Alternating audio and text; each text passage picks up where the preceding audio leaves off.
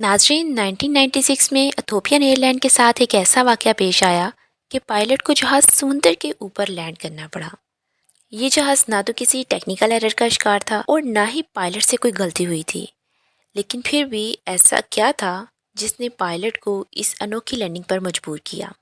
مزید انویسٹیگیشن پر یہ پتہ چلا کہ یہ پلین ہائی جیک تھا۔ ڈسکور ٹی وی کی ویڈیوز میں خوش آمدید۔ Flight 961 Ethiopian airline Addis Ababa سے آئیوری کوسٹ روانہ ہو رہی تھی۔ اس کو کیپٹن لیولا بائے فلائٹ کر رہے تھے، جو کہ 11,000 آرس سے زیادہ فلائٹ کا ایکسپیرینس رکھتے تھے۔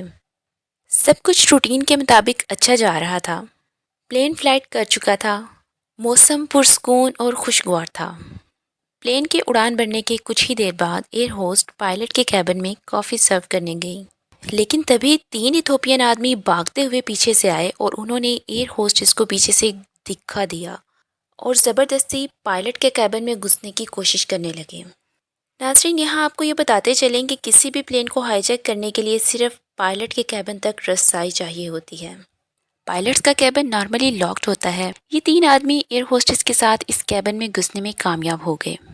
سب سے پہلے انہوں نے کو پائلٹ کو اپنی سیٹ سے اٹھنے کے لیے کہا، لیکن کو پائلٹ اپنی سیٹ چھوڑنے کو تیار نہیں تھا۔ انہوں نے کو پائلٹ کے سر پر بوتل دے ماری، جس سے وہ زخمی بھی ہوا اور اسے زبردستی کیبن سے نکال دیا گیا۔ اب کیپٹن لیولا اکیلے ہائی جیکرز کا سامنا کر رہے تھے۔ ہائی جیکرز نے کہا کہ ہمارے پاس بومب ہے، اگر آپ ہماری ڈیمانڈ پوری نہیں کریں گے تو ہم اس پلین کو تباہ کر دیں گے۔ جس پر کیپٹن لیولا نے کہا کہ جیسا آپ لوگ کہیں گے بالکل ویسا ہی ہوگا۔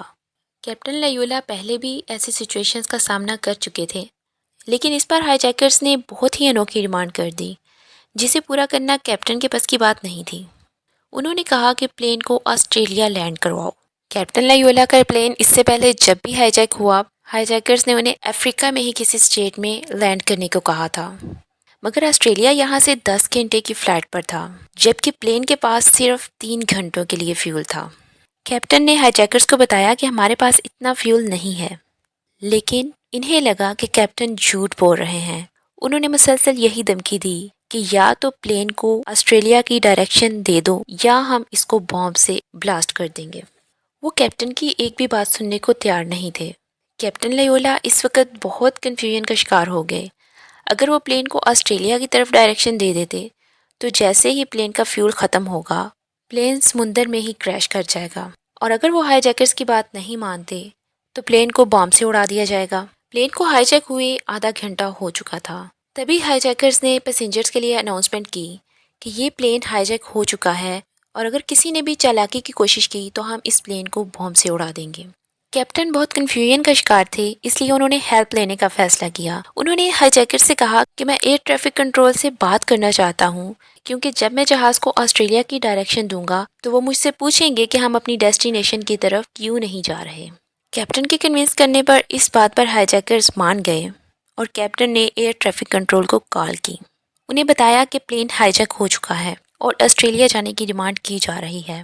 اس پر ایئر ٹریفک کنٹرول کی جانب سے یہ ہدایت دی گئی کہ آپ لوگ بمباسا لینڈ کریں، وہاں سے پلین کو ریفیول کروا دیا جائے گا اور پھر آپ لوگ آسٹریلیا کی طرف روانہ ہو جائیں۔ لیکن ہائی جیکرز اس پر بھی متفق نہ ہوئے۔ انہیں لگا کہ یہ اس عملے کی چال ہے۔ وہ صرف ایک ہی آپشن دے رہے تھے کہ پلین کو آسٹریلیا کی طرف موڑ دیا جائے۔ ایئر ٹریفک کنٹرول نے بھی ہائی جیکر سے بات کی اور انہیں کنوینس کرنے کی کوشش کی کہ اس طرح سے فیول ختم ہونے پر پلین سمندر میں ہی کریش کر جائے گا، لیکن ہائی جیکرز اپنی ضد پر قائم رہے اور ایئر ٹریفک کنٹرول سے پلین کا رابطہ ختم کر دیا گیا۔ کیپٹن لیولا نے یہ سوچا کہ وہ ہائی جیکرز کی بات نہیں مانیں گے۔ انہوں نے ہائی جیکرز کو چکمہ دینے کی کوشش کی اور ساؤتھ کی ڈائریکشن میں پلین کو فلائٹ کرنے لگے۔ وہ افریقن کوسٹ لائن پر فلائٹ کر رہے تھے، مگر ہائی جیکرز بہت شاطر اور ویل ایجوکیٹڈ تھے۔ انہیں پتہ لگ گیا۔ وہ کیپٹن پر چلانے لگے کہ ایسٹ کی ڈائریکشن میں جاؤ ورنہ ہم بام بلاسٹ کر دیں گے۔ اب کیپٹن کے پاس اور کوئی آپشن نہیں تھا۔ انہوں نے اپنا پلین اوشن کی طرف روانہ کر دیا۔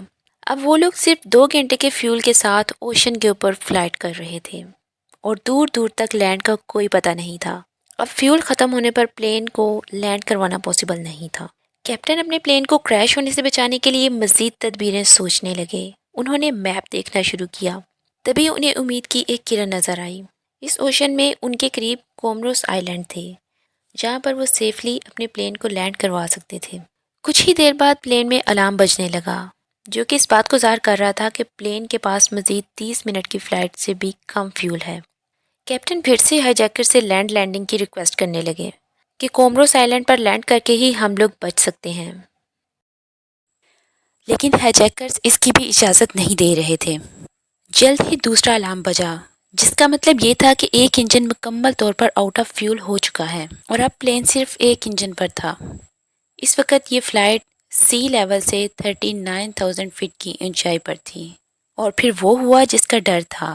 اب پلین اپنی سپیڈ کم ہونے کی وجہ سے خود ہی آہستہ آہستہ نیچے کی طرف آنے لگا تھا، لیکن اس کے باوجود ابھی بھی کومروس آئلینڈ پر سیفلی لینڈ کیا جا سکتا تھا۔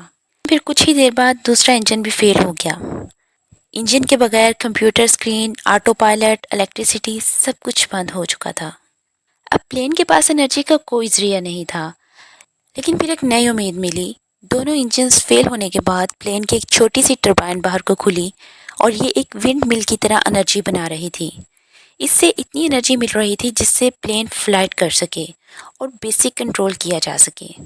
کیپٹن یہ فیصلہ کر چکے تھے کہ اب وہ ہائی جیکرز کی بات نہیں مانیں گے اور کومروس آئلینڈ پر لینڈ کر دیں گے، لیکن یہ چھوٹی سی ٹربائن اتنی انرجی نہیں دے رہی تھی کہ فلیپس کو آپریٹ کیا جا سکے۔ فلیپس کو کنٹرول کر کے ہی پلین کی سپیڈ کو کم کر کے لینڈنگ کروائی جا سکتی تھی۔ سچویشن بہت خطرناک ہو چکی تھی، اور پھر اس سے بھی برا یہ ہوا کہ بغیر کسی سسٹم کے کیپٹن اپنی پوزیشن بھول گئے۔ انہیں کومروس آئلینڈ کا رن وے ڈھونڈنا مشکل ہو گیا۔ سمندر میں لینڈ کرنا ہی اب آخری آپشن تھا، اور یہ لینڈ پر کریش ہونے سے زیادہ خطرناک تھا، کیونکہ لینڈ پر پلین کو کچھ دیر تک ایک ایریا مل جاتا ہے جس پر فاصلہ طے کرنے کے بعد پلین کی سپیڈ کم ہو جاتی ہے، لیکن سمندر میں پلین کو سطح نہیں ملنے والی تھی، اور اتنی ہائی سپیڈ کے ساتھ پانی سے ٹکرانے کا مطلب پلین کا ٹکڑے ٹکڑے ہونا تھا۔ اب پلین اتنی نیچے آ چکا تھا کہ پیسنجرز اپنی ونڈو سے سمندر کو دیکھ سکتے تھے۔ پیسنجرز کو لائف جیکٹس دے دی گئیں اور انہیں یہ بتا دیا گیا کہ ہم لوگ اوشن میں لینڈ کرنے جا رہے ہیں۔ اور پھر پلین کے کریش ہونے سے پہلے ایک اور معجزہ ہوا۔ کیپٹن کو لینڈ نظر آ گئی، لیکن اب تک بہت دیر ہو چکی تھی۔ پلین اوشن سے ٹکرانے ہی والا تھا۔ کیپٹن کی آخری کوشش یہ تھی کہ یہ کریش ساحل کے قریب ہو تاکہ زیادہ تر جانیں بچائی جا سکیں، اور پھر پلین پانی سے ٹکرا گیا۔ جیسے ہی اتنے ہائی پریشر کے ساتھ پلین پانی کے ساتھ ٹکرایا، وہ 3 حصوں میں ٹوٹ گیا۔ ساحل پر لوگ یہ مناظر دیکھ رہے تھے۔ پیسنجرز کے لیے اس وقت سب سے بڑا چیلنج پلین کے ملبے میں سے باہر نکلنا تھا۔ لائف جیکٹس کی وجہ سے پلین کے ملبے میں سے باہر نکلنا اور بھی مشکل ہو رہا تھا، لیکن جو لوگ بھی ملبے میں سے باہر نکلنے میں کامیاب ہو گئے وہ ساحل پر آ گئے، کیونکہ یہاں پانی کی گہرائی زیادہ نہیں تھی۔ جلد ہی وہاں ریسکیو ٹیمز بھی آ گئیں اور بہت سے لوگوں کو ریسکیو کر لیا گیا۔ فرینچ ڈاکٹرز نے فوراً وہاں میڈیکل اسسٹنس بھی دینا شروع کر دی۔ آخرکار 175 میں سے کیپٹن سمیت 50 لوگوں کو بچا لیا گیا۔ تو ناظرین، آپ کے خیال میں اس پلین کریش میں غلطی کس کی تھی؟ کمنٹ میں اپنی رائے سے آغاز ضرور کیجیے گا۔ ویڈیو اچھی لگی ہو تو لائک کر دیں اور چینل کو سبسکرائب کر دیں۔ Thank you.